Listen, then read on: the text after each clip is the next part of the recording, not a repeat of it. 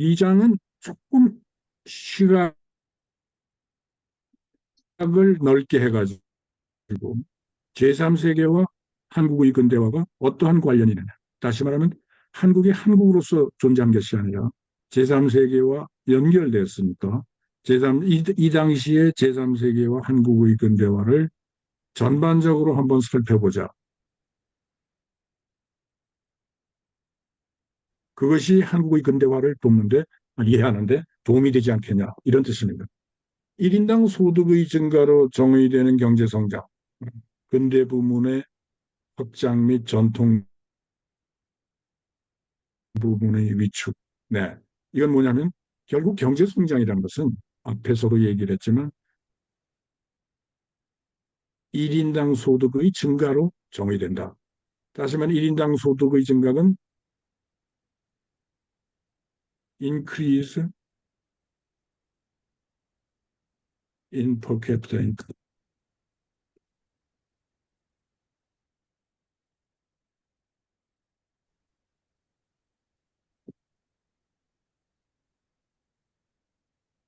다시 말하면 1인당 소득의 증가가 없는 경제 발전은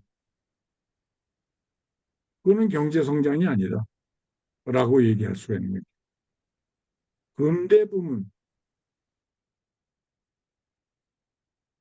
모던 섹터. 이게 이제 여러분들 용어가 굉장히 중요하다고 제가 얘기를 했죠. 이중 섹터, 듀얼리즘. 이런 데에서 모던 섹터와 전통 부문, 트레디셔널 섹터.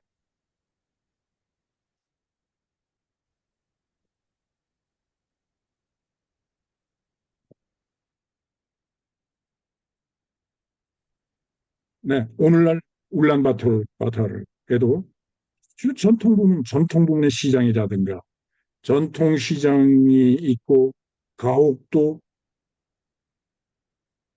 여러 가지 도로나 사정도 전통 부문의 오래된 그 역사를 가지는 그러한 부문이 있고 또는 울란바토르의 또 다른 부문은 모던 섹터.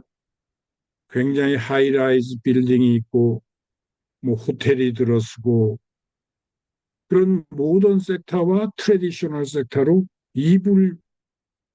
이분류될 수 있는 그걸 듀얼리즘이라고 그래요.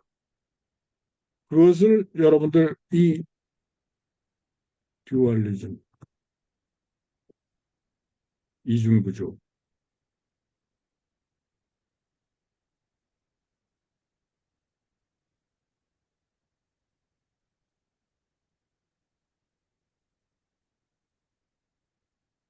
네, 여러분들이 제가 키워드를 계속 강조하는 이유가 이 키워드를 이해해야 자, 그렇죠. 근대 부문, 장 및 전통 부문 이것이 이중 구조를 구성하고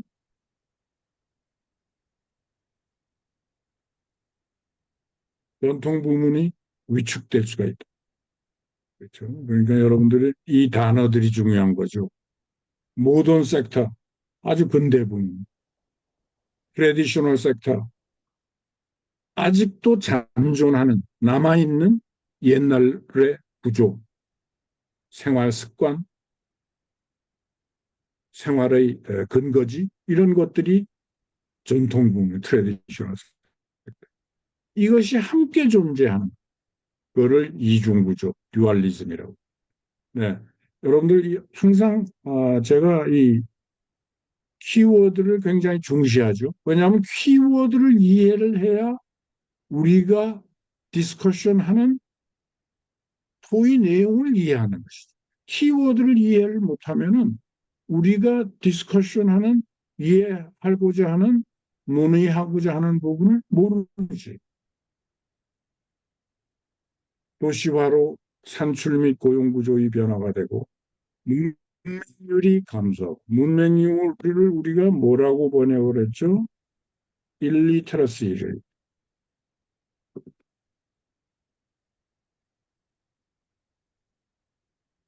일리터러시 레이스의 반대말은 뭐였죠? 반대말은 리트러시 레이트.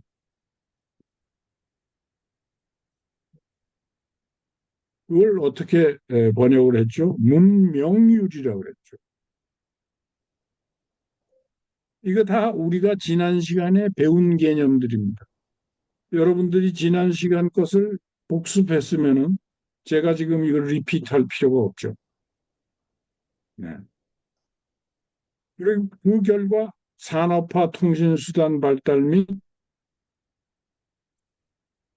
사회적 이동성이 증가했습니다. 특히 내가 설명한 건 사회적 이동성이란 소셜 모빌리티. 이게 좀 어려운 단어입니다, 사실은.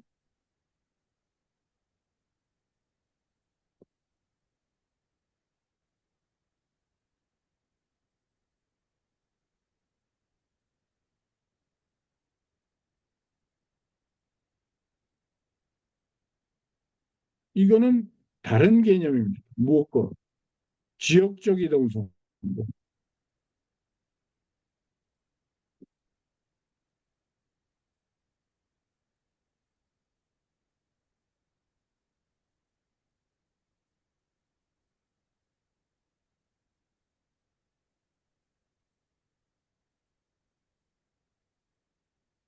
네, 바로 여러분들 몽골에서 일어난 일들이죠. 목축 사업만 하는 것보다는 도시로 가서 울란바타르에 가서 큰 섬유 공장, 캐시미어 직조 공장 이런 데에서 일하면은 월급을 더블, 트리플로 받게 된다. 그러니까 나는 지역적으로 울란바토르 밖에 교회에 살고 있다가 울란바토르로 옮기는 거. 이거를 지역적 이동성이라고 합니다. Geographical mobility죠. Geographical mobility는 우리가 알고 있는 지역적 이동성입니다. 그럼 사회적 이동성이라는 건 뭐냐? 사회 계층의 이동을 말합니다. 사회 계층이라는 것은 뭐냐? 소셜 스테이터스. 어느 사회나 마찬가지로 아주 소셜 스테이터스가 낮은 사회가 있고, 부문이 있고, 중간 계층이 있고, 아주 그 소셜 스테이터스가 굉장히 높은 계층이 있을 수밖에 없습니다. 그것이 사회의 구조입니다.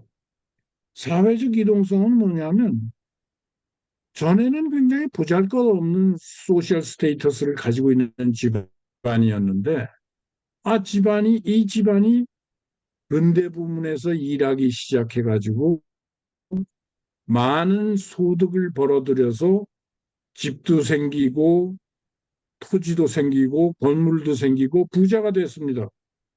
결국 사회적 이동성이 업, 모빌리티가 업된 것이죠. 물론 그 반대도 있을 수가 있습니다. 전에는 지주였고 랜드로드였고 아주 부잣집이었는데 이 급격한 사회의 변화에 적응하지 못해서 그 집안이 망하게 됐습니다. 사회적 이동성이 탑에서 바텀으로 내려갈 수가 있습니다. 이런 것을 우리가 사회적 이동성이라고 소셜 모빌리티라고 얘기를 합니다. 정치 영역에서는 근대화의 증거는 많지 않습니다. 소수의 정치 엘리트에 한정되죠. 다시 말하면 이러한 산업화의 구조라든가 급격한 도시화라든가 급격한 지역적 이동성, 사회적 이동성의 증가 이런 데 반해서 정치 영역에는 파워 엘리트, 소수의 집단이 그대로 정치를 집권하고 있다는 것입니다. 변화가 별로 없는 것이 정치 영역의 특징입니다. 또 이것이 이중구조입니다. 산업화, 경제 부문은 급격히 변했는데 정치 영역은 독재 정권으로서 그대로 남아있는 소수의 정치 엘리트에 한정되어 있는 이러한 이중구조를 우리는 근대화의 이중구조라고 얘기하게 됩니다.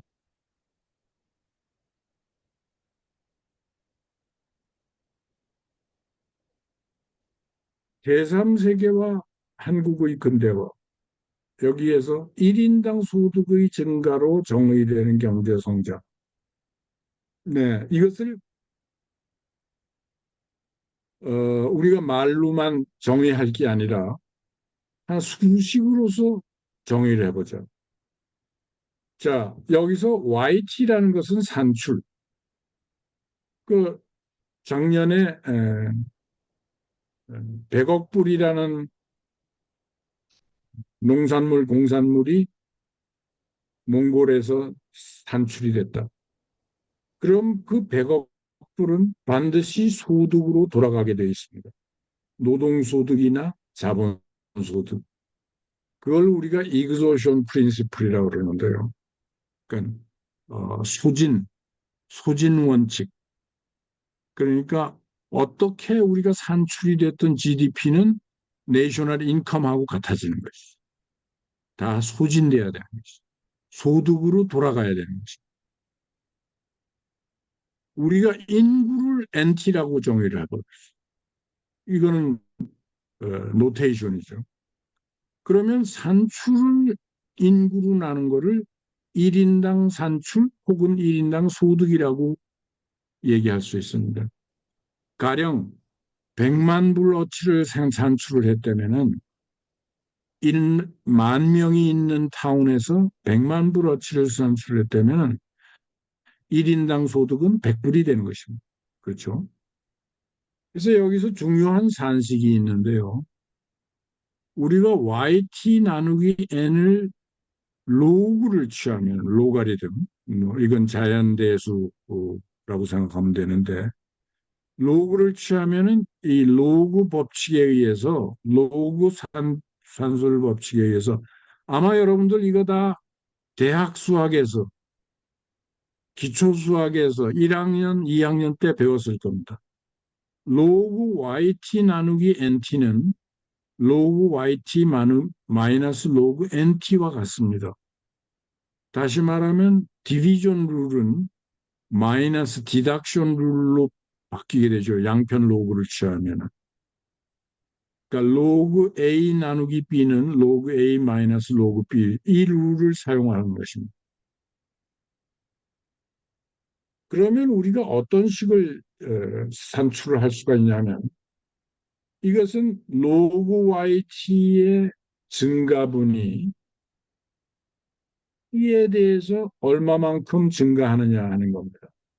그러니까 가령 1년이 지났을 때 로그 Y가 얼마 증가했느냐 하는 것을 다른 수식으로 파악하면은 1년 전에 100이었으면은 만일 금년에 110이었으면 110 마이너스 100을 다시 100으로 나눈 것 10%의 증가율이 되죠.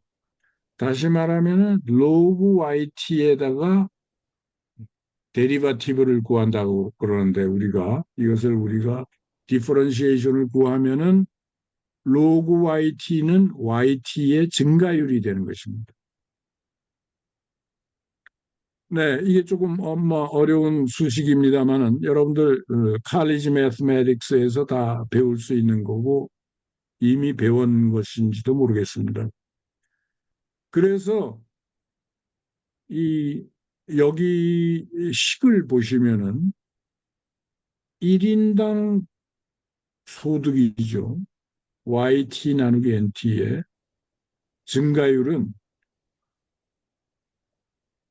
GDP 증가율 빼기 인구 증가율입니다. 네, 이 중요한 산식이죠. 이 산식을 유도한 식이 5번식입니다.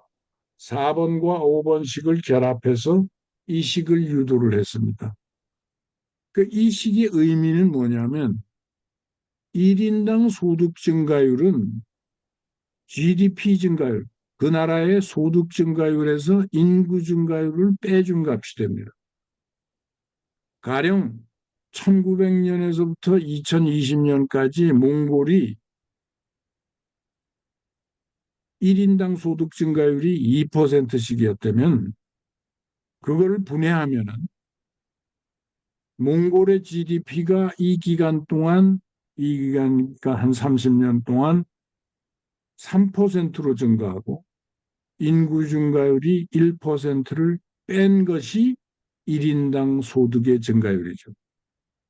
자, 여러분들, 가령 한국 경제가 1960년부터 2020년까지 1인당 소득 증가율이 6%였다면은 그거의 구성이 GDP가 8% 증가하고 2%는 인구 증가율을 뺀 거죠. 다시 말하면 인구가 증가하면은 소득 증가율을 빼먹는 거죠. 소득 증가율을 디덕션 하는 것이죠. 그런데 이 식으로만 기억할 게 아니라 반대로도 기억할 줄 알아야 돼요. 가령 몽골이 1인당 인구 증가율은 아는데 1%인데 또 1인당 소득 증가율은 2%다.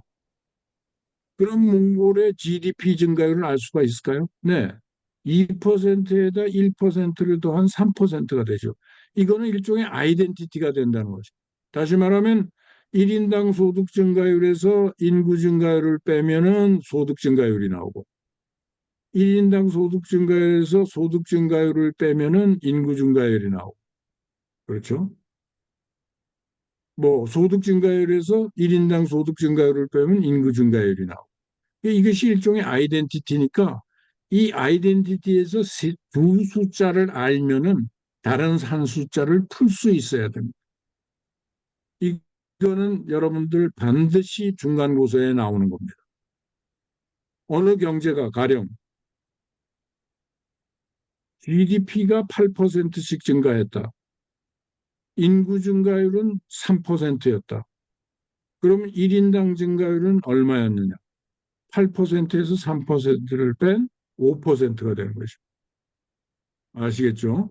이 세 숫자 중에서 어느 두 개를 알면은 다른 한 개를 풀 수 있어야 됩니다. 이 아이덴티식으로. 물론 이 아이덴티티를 도출하는 과정은 조금 고급 수학을 써야 되니까 여러분들이 모르셔도 괜찮습니다.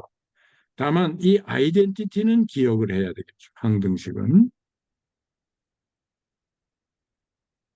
네, 그래서 근대 부문의 확장 및 전통 부문의 위축이 결국 전통 부문 시장은 줄어들고 근대 부문의 마트라든가 그로서리 같은 거는 계속 확장되는 게 울란바타르의 지금 현재 근대화의 특징이죠.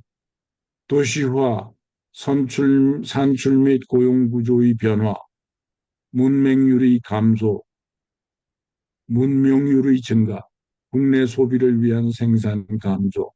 이렇게 되면은 결국은 국내 소비를 위해서는 국내 시장이 거의 작기 때문에 더 생산을 확장해서 고용 구조를 변화시키고 소득을 진작시키기 위해서는 국내 소비를 위한 생산만으로는 안 되죠. 네, 그래서 울란바토르에서 국내 소비를 위한 캐시미어 스웨터, 캐시미어 직조만 해서는 울란바토르 몽골 경제가 확장될 수가 없죠. 그러니까 국내 소비를 위한 생산은 감소하고 수출품 위주로 예를 들자면은 캐시미어 프로덕트 수출품 위주로 변화됐다는 것이 근대화의 특징이 되는 것입니다. 산업화, 통신수단 발달 및 사회적 이동성 증가. 아까 제가 말씀드렸죠. 사회적 이동성이 증가. 사회가 막 바뀌는 거죠. 업스케일, 소셜 모빌리티에 위에 있던 계층이 막 밑으로 내려가고 밑에 있던 계층이 위로 올라가고 통신수단이 발달하고 산업화가 이루어지고 정치 영역으로는 근대화의 증거는 많지 않습니다만은 소수의 정치 엘리트에 한정된 것이죠.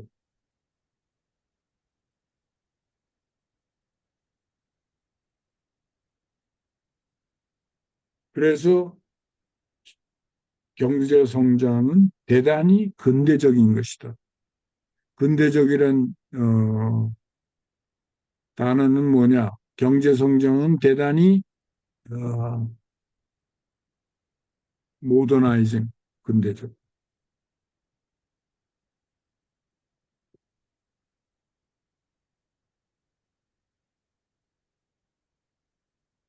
자본지배적이고 시장 중심적인 기업으로 변화. 네. 전에는 예를 들자면 캐시미어 스웨터를 1년에 뭐 100장 정도 생산하던 것이 이제는 외국 자본이 들어오고 기계화되고 뭐 필요하다면 로봇까지 써가지고 캐시미어 스웨터가 10,000장, 20,000장 생산되죠. 자본지배적이고 시장 중심적인 기업으로 변모할 수밖에 없습니다. 그러나 정치 구조는 권위적입니다. 저는 잘 모르겠습니다만은 몽골의 정치 구조도 마찬가지로 권위적인지 이제 민주화 정부가 완전히 된 것인지 저는 몽골의 정치의 구조에 대해서는 잘 모르겠습니다만은 적어도 우리가 지금 공부하는 제3세계, 그러니까 2차 대전 이후에 한 20년, 30년 동안 각국의 정치 구조는 권위적일 수밖에 없었습니다. 그러니까 경제 성장은 굉장히 근대적인데 정치 구조는 굉장히 권위적인 이중 구조 하에서 제3세계가 1950년서부터 1980년까지 경험을 하게 되는 것입니다. 소수의 개인이 정치 권력을 독점하고 이외의 대중들은 외면받고 억압받았습니다. 근대 부문과 전통적 부문의 이원적 구조, 듀얼리즘이라 그랬죠? 근대 부문을 뭐라고 번역했죠? 모던 섹터. 전통적 부문을 뭐라고 번역했죠? 트레디셔널 섹터. coexisting traditional sector, modern sector, we define dualism. 이원적 구조라고 정의를 했습니다. 그래서 파이라는 학자는 저의 한 라스트 네임하고 우연히 비슷합니다만은 헌법민주주의, constitutional democracy, 쉽게 말하면 정부가 야당과 여당이 있고 민주적으로 정권을 바꾸기도 하고 바꿔지고 이러한 트루 민주주의는 수구의 제도이며 아시아와 아프리카의 새로운 국가들과는 먼 얘기일 수 있다. 결국은 문화적 상대성이 존재한다. 다시 말하면은 아시아, 아프리카의 문화와 서구 유럽, 웨스턴 유럽의 문화는 상대적으로 다르다. 따라서 헌법민주주의를 강요하는 것 자체가 웃기는 얘기다. 파이라는. 동양은 동양대로 나름대로 민주주의를 추구하면 되는 것이다. 그것이 반드시 헌법민주주의는 서구의 제도여야 할 이유는 없다 하는 것이 파이라는 학자의 주장이었습니다.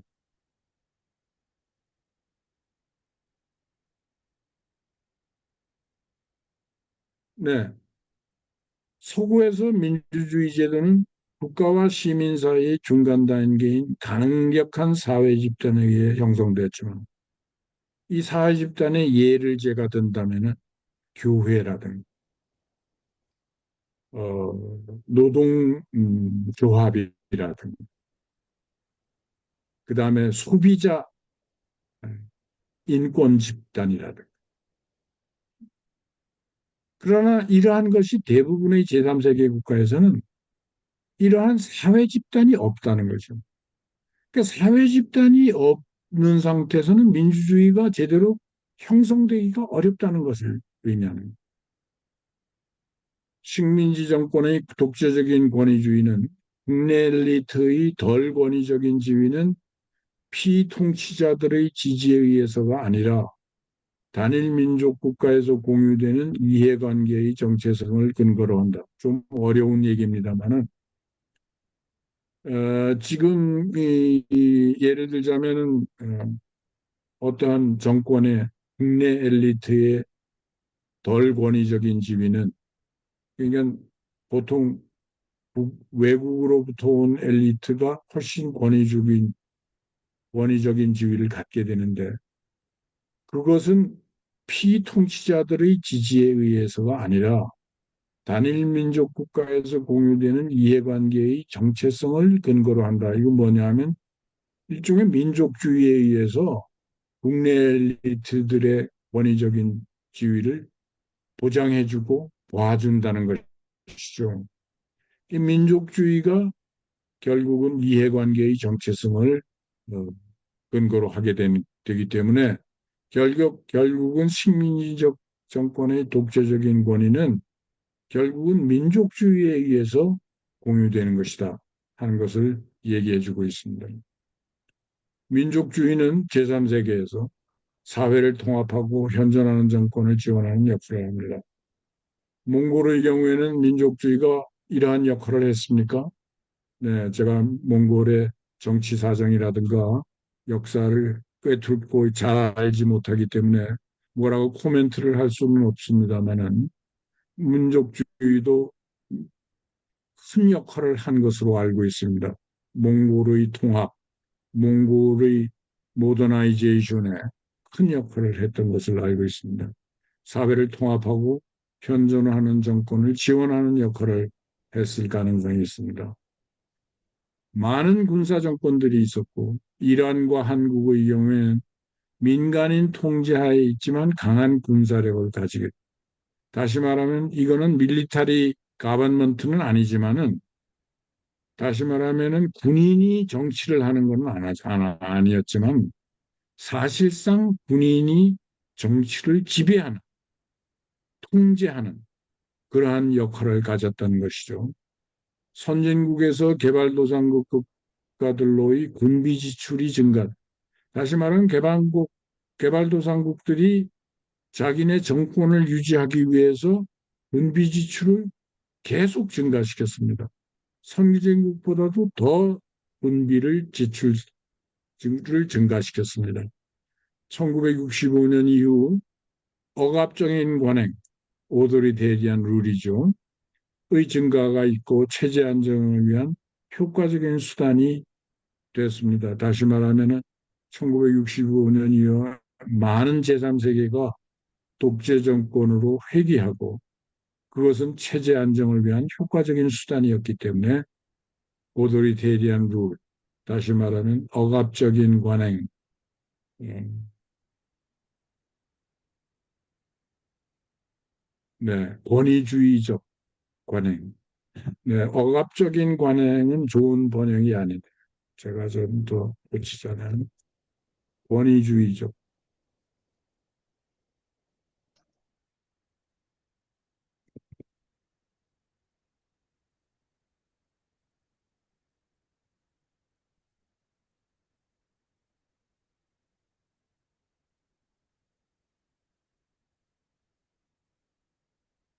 네, 그래서 오도리테리안이라는 건 권위주의적이라고 번역하는 것이 가장 좋습니다. 네, 그래서 제3세계를 우리가 다룰 때 아담 스미스의 국부론을 빼놓을 수가 없습니다. 국부론이라는 것은 결국 아담 스미스가 1800년대에 영국의 그 어, 사회 경제학자라고 볼 수 있겠죠. 자본주의 이론의 창시를 했던 것인데 그 국부론에 의하면 Wealth of Nations가 아담 스미스의 책 이름이죠. 노동의 분업은 시장화 정도에 따라 결정된다. 시장이 커지면은 노동의 분업이 더 활발해지고 늘어난다는 얘기입니다. 그 재미난 사례가 있죠. 아담 스미스가 얘기한 어떤 사람이 빵을 만들고 또 어떤 사람이 구두를 만든다. 그랬을 때 그 빵의 시장이 넓어지면 더 많은 지역에 빵을 공급할 수 있으면은 빵도 여러 종류의 빵을 만들어낼 것이다. 구두도 슈메이커도 만일 교통이 발달해서 자기의 구두를 옆에 타운, 요크타운 혹은 런던에 수출해서 팔 수가 있다면 더 많은 분업을 일으킬 거다. 아들은 구두 창만 만들고 딸은 구두 끈만 만들고 본인은 구두의 바탕만을 가죽을 만드는 이러한 노동의 분업이 시장화의 정도에 따라 결정될 것이다. 시장이 커질수록 노동의 분업은 커질 것이다. 그래서 이러한 그 자본주의의 기본 이론, Wealth of Nation 9%는 중요한 의미를 갖죠. 국가 간의 거래도 마찬가지죠. 만일 영국과 포르투갈과 프랑스가 같이 교역을 한다면 영국에서는 옷을 만들고 포도주를 만드는 거는 가령 포르투갈에서 만들고 그다음에 빵과 그 음식을 만드는 거는 푸드를 만드는 건 프랑스에서 만들어서 각자가 나눠 가지면 더 큰 웰스를 창, 창출할 수 있다는 것이 아담 스미스의 국부론의 이제 요체입니다. 그러니까 노동의 분업은 시장화의 정도에 따라서 결정이 된다. 분업의 정도가 더 높아진다는 것이죠. 시장화가 커지면은. 그래서 자원과 소득 분배에 대한 결정은 정부가 개입하지 않는 시장에서 이루어진다. 인비지블 핸즈라고 얘기하죠. 이것을 자유방임주의라고 얘기를 하는데 사실은 이건 좋은 번역은 아닙니다. 방임이라는 것은 그냥 내버려 두는 것이죠. 근데 사실은 그냥 내버려 둔다는 것보다도 정부가 개입하지 않는 시장에서 조화를 이루는 거죠. 인비지블 핸즈가 하모니우스, 하모니를 이루는 상태를 우리가 자유 방임주의로 번역은 하지만은 국부론의 진정한 뜻은 정부가 개입하지 않아야 각 자원과 소득 분배에 대한 결정은 자유롭게 이루어지고 그것이 바람직한 상태다 하는 것이 국부론의 요체가 되겠죠. 그러나 19세기 이후는 정부의 역할이 커지게 되고 20세기 현상으로는 사회복지법안, 노동조합, 사업관행에 대한 규제, 엔티트러스트 로, 독과점 규제 이런 5만 가지 자유방임주의에 상응하는 그러니까 승치되는 반대되는 법안이나 제도가 도입되기 시작을 해서 자유방임주의는 인비지블 핸즈는 무너지게 되죠. 정부가 상대적으로 작은 역할을 했을 때 서구의 정치민주주의는 강해졌어요. 작은 역할을 했다는 것은 뭐냐? 정부가 보다 인비지블 핸즈로 자유방임주의를 취했을 때 서구의 정치민주주의는 더 강해졌다는 것은 역설적인 것이지만 사실입니다.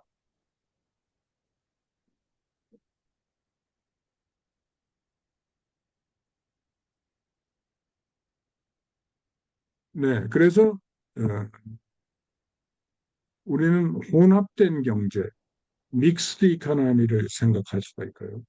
혼합된 경제는 우리는 무엇을 얘기를 하냐면 공기업과 민간 기업을 같이 존재하는 그런 것을 우리가 믹스드 이코노미, 공기업과 민간 기업이 같이 존재하면은 세금과 보조금이 같이 존재하고 노사관계에 대한 개입 및 자연사용에 의한 있어서의 지침 역할을 하게 되는 것이죠.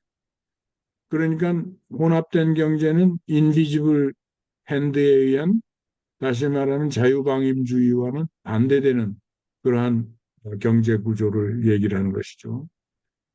자원의 사용과 소득 분배가 정치적 문제가 될 때 갈등 압력을 충분히 견딜 수 있을까? 스칸디나비아 국가와 서부, 예외적으로 급속히 성장한 것이죠. 서부 유럽, 서부라기보다도 서부 유럽을 얘기를 한다면 동부 유럽에 비해서 상당히 빠른 속도로 성장하게 됐는데 일부 집단에게는 다른 집단의 것을 뺏지 않고 더 많은 것을 줄 수 있음. 현재는 성장이 느려져서 민주적 절차를 유지하며 그렇게 하기에는 어려움이 따릅니다.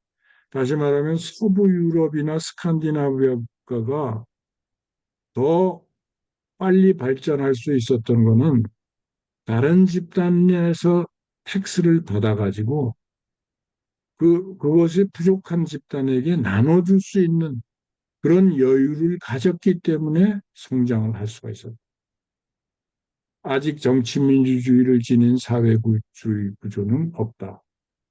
전 세계를 보더라도 정치민주주의를 지닌 사회주의 구조는 없습니다. 다시 말하면 소련이라든가 중국과 같은 것을 사회주의 구조지만은 아직은 정치민주주의를 이룬 나라라고 볼 수 없다는 것이죠.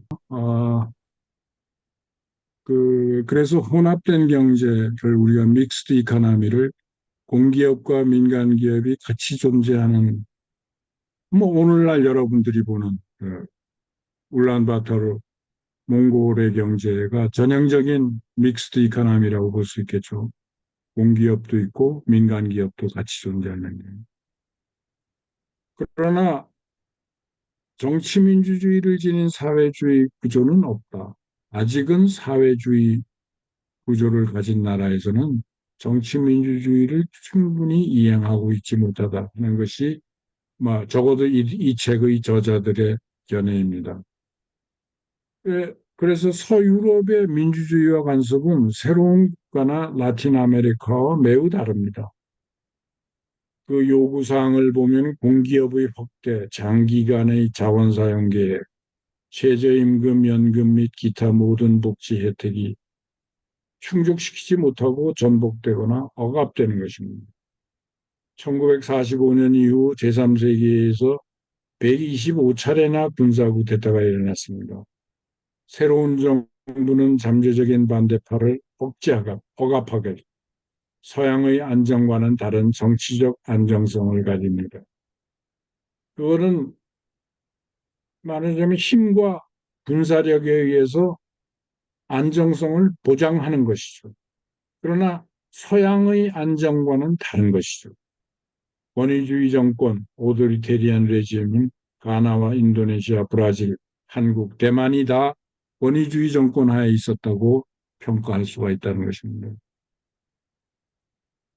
그러니까 여러분들 그 당시 이 책이 써있을 때만 해도 한국은 박정희 대통령 하에서의 권위주의 정권이라고 그랬는데 한국을 권위주의 정권이라고 쓸 수 있었던 것은 이 책의 저자들에는 한국자들만 포함되는 것이 아니라 미국 학자들도 포함되기 때문에 자기네들 나름대로 객관적으로 서술을 할 수가 있었던 것입니다. 그렇게 서슬이 펄은 한국의 권위주의 정권 하에서도 막대 놓고 한국이 권위주의 정권이라고 이 책은 자신 있게 서술을 할 수 있었던 이유는 이 책의 저자들이 미국 학자들이었기 때문입니다. 민주정부로서는 말레이시아, 스리랑카, 인도가 있었는데 재미난 것은 이 정부가 민주적일수록 경제 성장은 굉장히 부진했다는 거예요. 왜 그럴까요? 금리를 인상하거나 유가를 인상하면은 말레이시아, 스리랑카, 인도는 매일 시내에 나와서 데몬스트레이션 합니다. 스트라이크 합니다. 그러니까 절대적인 권위주의가 없으니까 민주정부니까 자기네들 마음대로죠. 그러다가 보니까 경제가 진전을 못하고 부진한 경제 성장을 할 수밖에 없게 되는 거죠. 아이러니죠. 민주정부일수록 경제 성장이 부진하다는 일종의 아이러니가 존재하는 거죠. 본격적인 민주주의 토지개혁을 랜드 리폼이라는 한국에서는 1949년에 토지 리폼을 하게 되는데 토지 보유 기간 변경이 굉장히 어렵습니다. 그러니까 대부분의 제3세계에서는 토지 개혁을 하기가 굉장히 어렵습니다. 왜? 토지 지주들이 전부 정권의 연장자, 정권을 가지고 있는 파워의 배경에 토지 지주들이 앉아 있기 때문에 토지 개혁을 통해서 민주적인 농업 개혁을 할 수가 없는 것이죠. 토지 개혁은 토지가 많은 사람에서 토지를 뺏어서 토지가 없는 사람에게 나눠주는 게 토지 리폼인데 어려운 것이죠. 1974년 퍼스트 오일 크라이시스가 한국에 났을 때 여러분들은 기억을 못 하시겠지만 1974년 아랍 연맹들이 담합을 해가지고 당시 국제 유가를 4배를 올렸습니다. 그러니까 유가가 4배가 되었습니다. 이 경우에 예를 들자면 민주주의였다면은 모든 사람들이 길거리로 나와서 데몬스트레이션에 참석했겠죠. 근데 한국은 그 당시에 비상계엄을 선포하고 오토리테리안 레짐 하에서 박정희 대통령의 독재 정권에서 무조건 데몬스트레이션을 억압했습니다. 그래서 유가가 4배가 됐는데도 견뎌나간 것이죠. 이렇게 AR은 오토리테리안 레짐은 인도된 민주주의, 가이디드 데모크라시, 디시플린드 민주주의, 인민민, 피플즈 민주주의 등과 같은 용어로 스스로를 꾸미게 되는 것입니다. 조직과 선전의 자유가 없음으로 해서 평화적으로 권력이 이양되지 않습니다. 그러니까 테헤란에서 이란에서 정부가 한 번도 이양이 안 되고 한국에서도 박정희 대통령의 정부가 한 번도 이양이 안 됐던 그러한 예를 볼 수가 있는 것입니다. 서구형 경제 및 정치 발전의 전형적 사례를 우리가 한국의 1945년 해방, 미 군사정부가 들어서고 북한과 남부, 남한의 그 디비전이 일어나고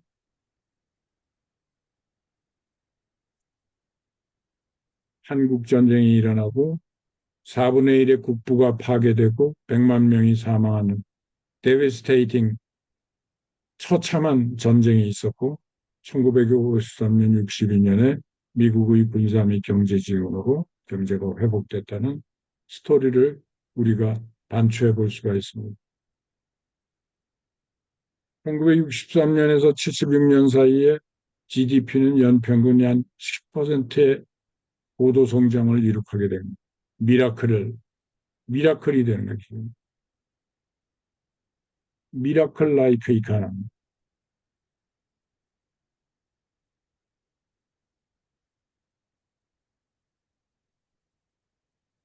그래서 미라클이라는 얘기는 내가 한 얘기가 아니라 바이 루카스, 유명한 경제학자인 노벨상을 수상한 루카스에 의해서 미라클이라고 얘기해요. 1975년은 미국이 원조를 중단하게 되고 왜 한국이 그만큼 발전했습니까?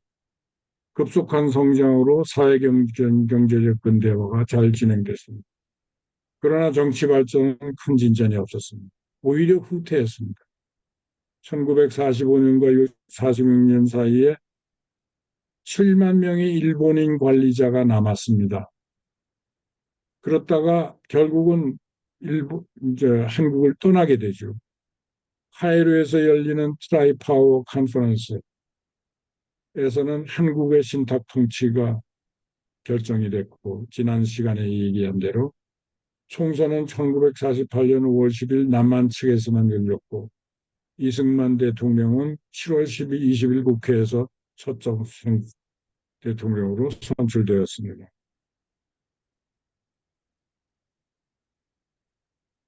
그래서 한국 전쟁이 결국 공산주의 체제와 관행이 사라지게 됐죠. 한국 전쟁은. 남한에서는 적어도 강력한 무장 세력으로 남게 되고 그 이후 이승만 대통령과 조봉암 대통령 후보의 선거는 이승만 대통령의 일방적인 승리로 끝나고 조봉암 씨는 레프트니까 좌편향이라는 이유로 체포되어서 처형되는 그러한 사태가 이루어졌고 4월 19일에는 학생운동이 일어나서 이승만 대통령이 사임하게 되고 1961년 5월에는 소규모 군사정권에 의해서 군사쿠데타가 일어나. 그래서 우리는 이승만 대통령의 독재를 개인 독재라고 그러고 박정희 대통령의 독재를 관료 독재라고도 얘기하게 됩니다. 박정희 군사위원회 위원장은 김종필 국방위원장 등 30여 명의 대령과 준장들을 동원해가지고 조직적인 반대파도 없었지만 대중적인 지지도 약했습니다. 지난 시간에도 제가 잠깐 얘기를 했죠. 경제성장은 새로운 정부를 합법화하는 주요 요인이 되었어야 합니다. 네, 경제성장은 새로운 정부를 합법화하는 이 합법화라는 것이 레지티머시죠.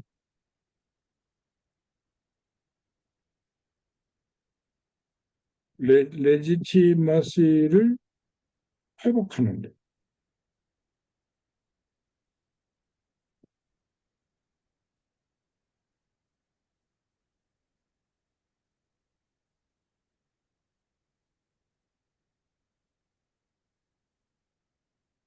을 법화 정부를 법화하는 주요인이 되었어야 합니다. 그 민주공화당 박 대통령이 차지하는 당은 10월 대선 승리를 했고 11월 총선에서 압도적인 승리를 했습니다.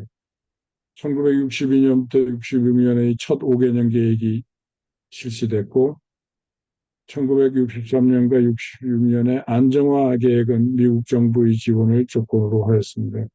이 안정화 계획은 흔히 말하자면 스타빌라이제이션 팔러시인데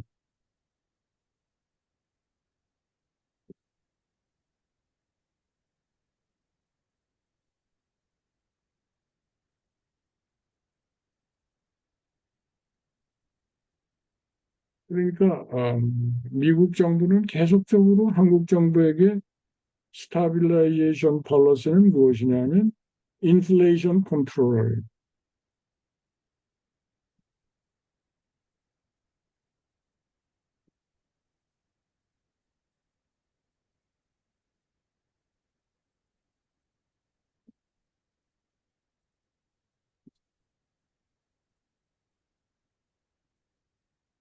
인플레이션을 낮출 것을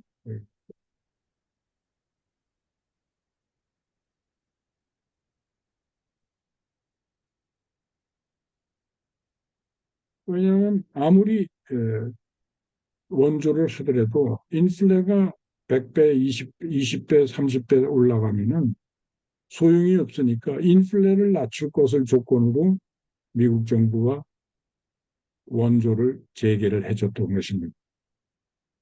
그래서 1965년 말 일본과의 관계 정상화를 통해서 기술 유입을 통해서 경제 성장이 가속화되었고요. 한국 관료제는 높은 평가를 받을 자격이 있었습니다. 왜냐하면 민간인과 은퇴한 군 관리들이 잘 섞여 있었기 때문이죠. 유사한 패턴을 많은 개발도상국에서 발견할 수 있지만 그러나 이러한 구조의 결과는 국가에 따라 다르고 성유공적인 예에는 한국, 브라질, 대만이 포함될 뿐입니다.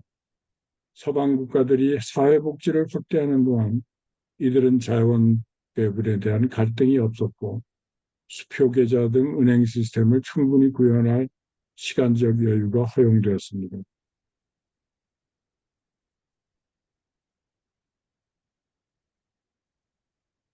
네. 그래서 이러한 차이를 설명하는 또 다른 이유는 민주적 환경에서 특정 구조 변화를 발생하기가 어렵다는 것입니다.